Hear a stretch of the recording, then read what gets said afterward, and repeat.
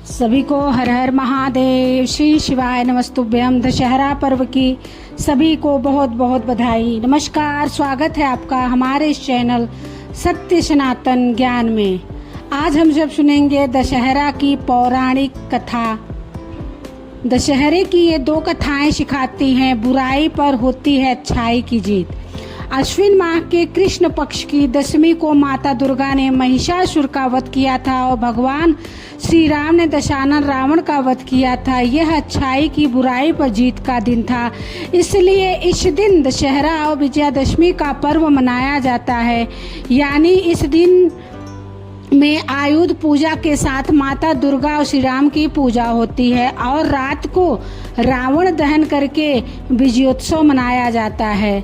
मान्यता है कि इसे सुनने भर मात्र से ही मनुष्य के सारे पापों का नाश हो जाता है। आइए जानें दशहरे की दो कथाएं जो जीवन को एक नई राह सिखाती हैं। पहली कथा है श्री राम से जुड़ी दशहरे की पौराणिक कथा। बात त्रेता युग की है, जब 14 वर्ष के वनवास में निकले श्री राम की पत्नी देवी सीता का अपहरण लंकापति रावण ने कर लिया। तब भगवान राम ने हनुमान जी से माता सीता का पता लगवाया।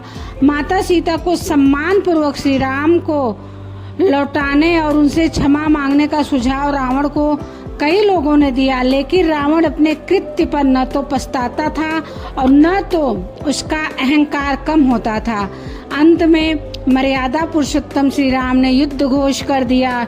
युद्ध में जीत के लिए यानी बुराई के अंत के लिए भगवान श्री राम ने आश्विन शुक्ल प्रतिपदा तिथि से नवमी तिथि तक शक्ति की आराधना की और माँ दुर्गा का आशीर्वाद लेकर आश्विन शुक्ल दशमी तिथि पर बुराई का प्रतीक बन चुके रावण का वध कर डाला। इस तरह अच्छाई की बुराई पर जीत हुई और इसे दशहरे या विजयादशमी के रूप में उत्सव की तरह मनाया जाने लगा। दूसरी कथा है महिषासुर वध की कथा। पौराणिक कथा है कि महिषासुर नाम के एक असुर ने कठोर तपस्या कर ब्रह्मा जी से वरदान प्राप्त किया कि कोई पुरुष या पशु उसे मार न पाए।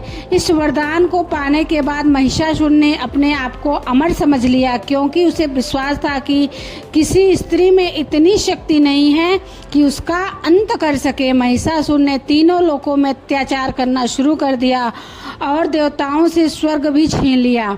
परेशान होकर सभी देवता ब्रह्मा जी, विष्णु जी और शिव जी से गुहार लगाने पहुंच गए ताकि महिषासुर से त्रिदेव उनकी रक्षा करें। तब शक्ति स्वरूपा माँ दुर्गा का सृजन हुआ, जिन्होंने महिषासुर से आश्विन शुक्ल प्रतिपदा तिथि से नवमी तिथि तक यानी 9 दिन तक भयंकर युद्ध किया और दशमी तिथि पर महिषासुर का वध कर बुराई का अंत किया। माता रानी कृपा से स्वर्ग से लेकर धरती तक फिर से सब शांत और व्यवस्थित हो सका।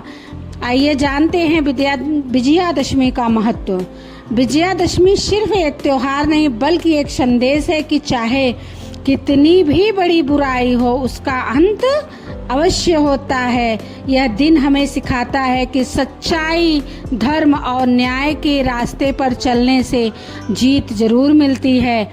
इस दिन लोग नए काम की शुरुआत करते हैं, शस्त्र पूजन करते हैं और अपनी बही खातों की भी पूजा करते हैं।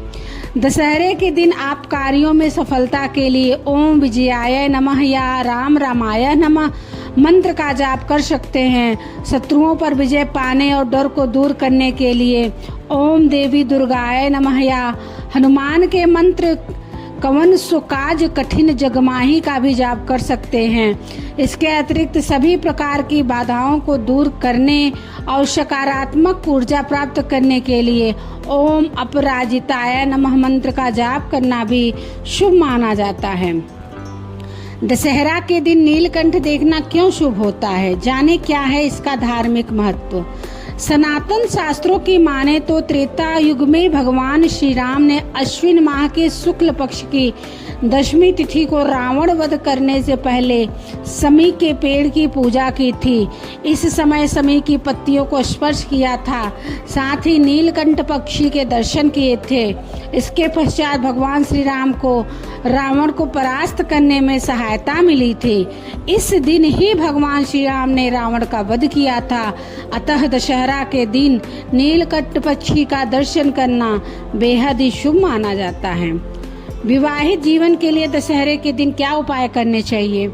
दशहरे पर खुशहाल शादीशुदा जिंदगी के लिए पति पत्नी मिलकर समी पेड़ की पूजा करें, सरसों का तेल दीपक जलाएं, अन्न वस्त्र दान करें, सुंदरकांड का पाठ करें, घर की उत्तर पूर्व दिशा में रंगोली बनाएं तथा नारियल दान करें। सभी को दशहरा विजयादशमी पर्व की बहुत बहुत बधाई। सभी को हर हर महादेव, श्री शिवाय नमस्तुभ्यम। माता रानी आप सबके घर में ढेर सारी खुशियाँ दी, सबके सभी इच्छाएं सभी मनोरथ पूर्ण हो। सभी को एक बार फिर से जय माता दी, जय भोलेनाथ।